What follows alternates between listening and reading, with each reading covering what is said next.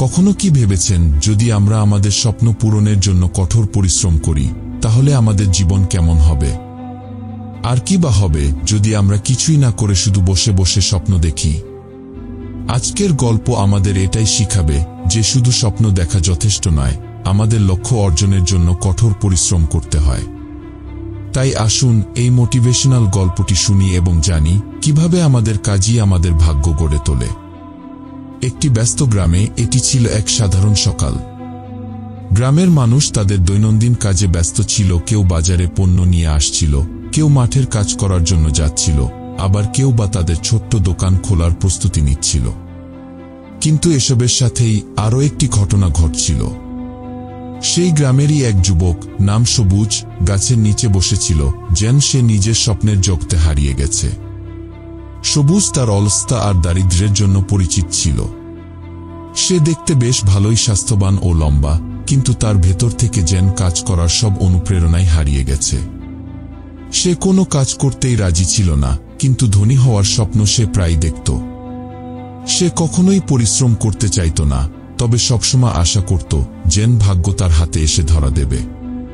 এমনকি সে তার খাবারও পেত গ্রামবাসীদের দয়ার কারণে।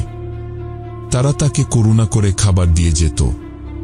এক সকালে গ্রামের একজন ধনী বণিক, তার গত বছরের আয় ভালো হওয়ায় দরিদ্র মানুষদের জন্য তাজা দুধ বিতরণ করছিল।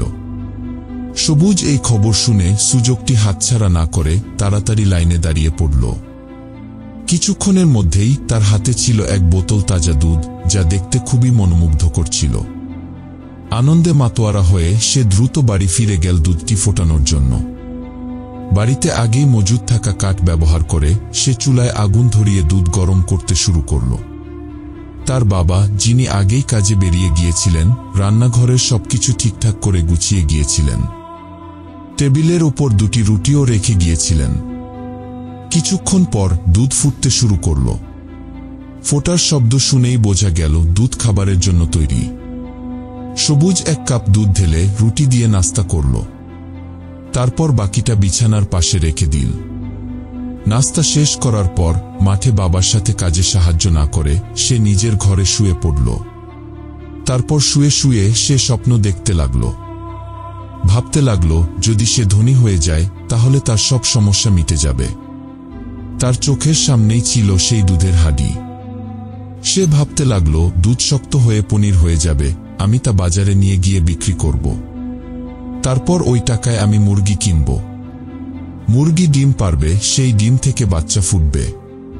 আমি সেই বাচ্চাগুলোকে বড় করব। একদিন মুরগিগুলো ডজন ডজন ডিম দেবে, তখন আমার একটি বিশাল পোল্ট্রি খামার হবে। সবুজের কল্পনা নদীর মতো প্রবাহিত হচ্ছিল। তারপর আমি সব মুরগি বিক্রি করে কিছু গরু কিনব। আমি একটি বড় দুগ্ধ খামার খুলব।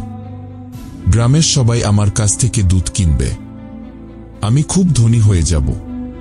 শীঘ্রই আমি গয়না অলংকারের দোকান দেব, এমনকি রাজাও আমার কাছ থেকে গয়না কিনতে আসবে। আমি আরো ধনী হয়ে যাব। তারপর আমি এক ধনী পরিবারের সুন্দরী মেয়েকে বিয়ে করব। আমাদের একটি ফুটফুটে ছেলে হবে। যদি আমার ছেলে অলস হয় তাহলে তাকে শাস্তি দেব। আমি তাকে লাঠি দিয়ে মারব। আমার ছেলে কিভাবে অলস হতে পারে যখন তার বাবা শুধু একটা দুধের হাঁড়ি থেকে ধনী হয়ে গেছে? সবুজের কল্পনা এত দূরে চলে গিয়েছিল যে সে হঠাৎ লাঠি তুলে মারার ভঙ্গিতে দুধের হাঁড়িতে আঘাত করে বসে। আর সাথে সাথে তার স্বপ্ন কেটে যায়। সব দুধ মাটিতে ছলকে পড়ে। কিছুক্ষণের জন্য সে স্থির হয়ে দাঁড়িয়ে রইল। পরে দুধ মুছে ফেলল এবং আবার স্বপ্ন দেখতে শুরু করল। পরের দিন সকালে সে আবার গ্রামে হাঁটতে বের হলো এবং আশা করছিল যে কেউ তাকে খাবার দান করবে। তবে কিছুই বদলায়নি, তার জীবন আগের মতোই দরিদ্র ও হতাশাজনক রয়ে গেল। আমরা প্রায়ই জীবনে বড় কিছু পাওয়ার অবাস্তব স্বপ্ন দেখি, কিন্তু কিছুই করি না। শুধু অলস হয়ে বসে থাকি, যেটা আসলেই লজ্জার বিষয়। তবে যদি আমরা এখন থেকেই ঠিক করি যে আমাদের স্বপ্ন পূরণের জন্য পরিশ্রম করতে হবে, তাহলে আমরা সফল হবেই। সাফল্যের চাবিকাঠি কঠোর পরিশ্রম, সাফল্যের মূল মন্ত্র শৃঙ্খলা। সুতরাং যদি আমরা অলস হই, তবুও আমরা সফল হতে পারব, শুধু যদি আমরা আমাদের অভ্যাসগুলো পরিবর্তন করি। এই গল্প থেকে আমরা শিখলাম যে শুধুমাত্র স্বপ্ন দেখা আমাদেরকে সফলতার দিকে নিয়ে যায় না। যদি আমরা আমাদের স্বপ্নগুলোকে বাস্তবে রূপ দিতে চাই, তাহলে আমাদের পরিশ্রম করতে হবে। অলসতা আমাদের জীবনের সবচেয়ে বড় বাধা, কিন্তু যদি আমরা আমাদের মধ্যে শৃঙ্খলা আর কর্মের বীজ বপন করি, তাহলে কোনো স্বপ্নই অসম্ভব নয়। মনে রাখবেন, সাফল্যের কোনো শর্টকাট নেই।